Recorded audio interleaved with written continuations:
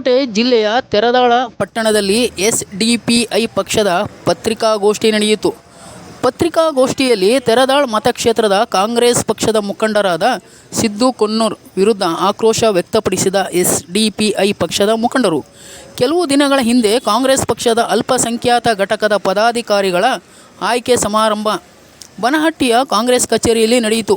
ಅದೇ ಸಂದರ್ಭದಲ್ಲಿ ಮಾತನಾಡಿದ ತೆರದಾಳ ಮತಕ್ಷೇತ್ರದ ಕಾಂಗ್ರೆಸ್ ಪಕ್ಷದ ಮುಖಂಡ ಸಿದ್ದು ಕೊಣ್ಣೂರ್ ಅವರ ಎಸ್.ಡಿ.ಪಿ.ಐ ಪಕ್ಷವು ಆರ್.ಎಸ್.ಎಸ್ ಇದ್ದಂತೆ ಅದನ್ನು ಬುಡ ಸಮೇತ ಕಿತ್ತು ಹಾಕಬೇಕು ಎಂದು ಅವಹೇಳನಕಾರಿ ಹೇಳಿಕೆಯನ್ನು ನೀಡಿದ್ದಾರೆ. ಆ ಹೇಳಿಕೆಯನ್ನು ನಾವು ಮತ್ತು ನಮ್ಮ ಪಕ್ಷವು ಖಂಡಿಸುತ್ತೇವೆ. ಈ ರೀತಿ ಹೇಳಿಕೆಯನ್ನು ನೀಡಿರುವ ಸಿದ್ದು ಕೊಣ್ಣೂರ್ ಅವರು ಪತ್ರಿಕಾ ಮಾಧ್ಯಮದ ಮುಂದೆ ಅಥವಾ ಸೋಷಿಯಲ್ ಮೀಡಿಯಾದಲ್ಲಿ ಬಂದು ಕ್ಷಮೆ ಕೇಳಬೇಕು. ಇಲ್ಲವಾದರೆ ಕರ್ನಾಟಕ ರಾಜ್ಯಾದ್ಯಂತ ಅಷ್ಟೇ ಅಲ್ಲದೆ ಪ್ರತಿಯೊಂದು ಗಲ್ಲಿಗಳಲ್ಲಿ ಉಗ್ರವಾದ ಹೋರಾಟ ಮಾಡುವುದಾಗಿ ಎಸ್.ಡಿ.ಪಿ.ಐ ಪಕ್ಷದ ಮುಖಂಡರು ಪತ್ರಿಕಾ ಹಾಗೂ ಮಾಧ್ಯಮದ ಮುಂದೆ ತಿಳಿಸಿರುತ್ತಾರೆ. News bureau, ಶಾನೂರು ಗೋಲಂಬಾವಿ.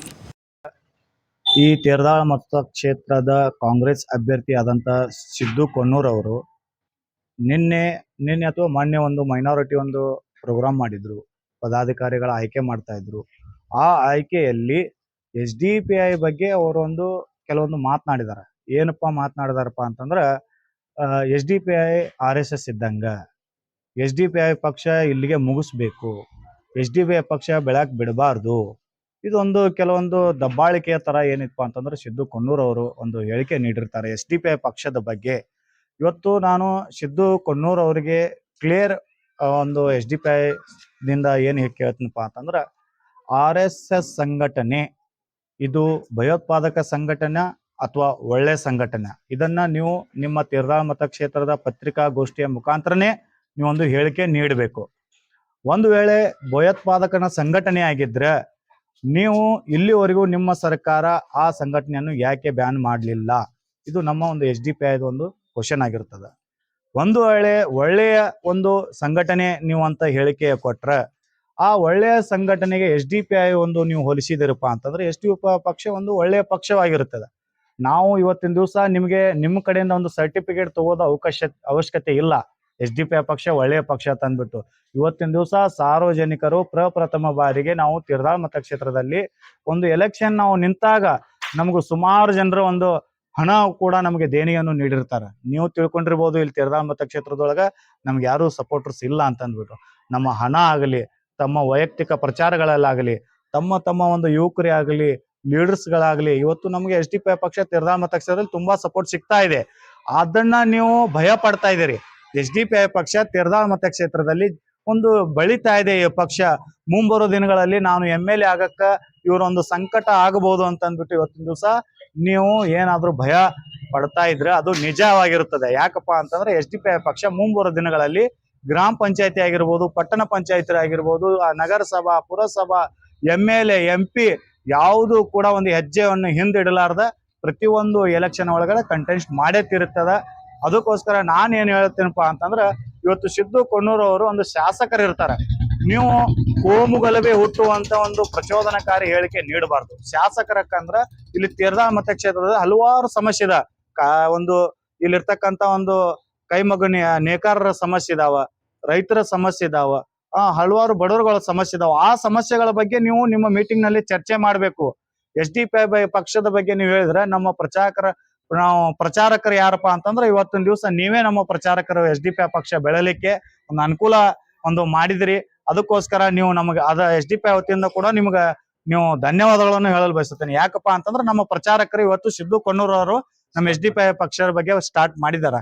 ನಾವು ಮುಂಬರೋ ದಿನಗಳಲ್ಲಿ ನೀವು ಏನೇ ಕೂಡ ನಮ್ಮ ಮುಸ್ಲಿಂ ನಾಯಕರ ಒಂದು ಒತ್ತಾಯ ಹಾಕ್ತಾ ಇದ್ರಿ. ಏನು ಒತ್ತಾಯಪ್ಪ ಅಂತಂದ್ರ ಇದು ಮಾಡಬಾರ್ದು. ಒಂದು ಏನಪ್ಪಾ ಅಂತಂದ್ರ ನೀವು ನಿಮ್ಮ ಸಮಾಜದಲ್ಲಿ ಹೇಳ್ಬೇಕು. ಏನ್ ಹೇಳ್ಬೇಕಪ್ಪ ಅಂತಂದ್ರ, ನೀವು ಕಾಂಗ್ರೆಸ್ ಸಪೋರ್ಟ್ ಮಾಡ್ಲಿಲ್ಲ ಅಂದ್ರ ನಾವು ನಿಮ್ಗೆ ಸಮಾಜದಿಂದ ಹೊರಗಿಡ್ತೀವಿ, ನಾವು ನಿಮ್ ಕೆಲಸ ಮಾಡಲ್ಲ ಅಂತ ಅಂದ್ಬಿಟ್ಟು ಇದು ಏನಿದು ರಾಜಕೀಯ ಮಾಡ್ರಿ.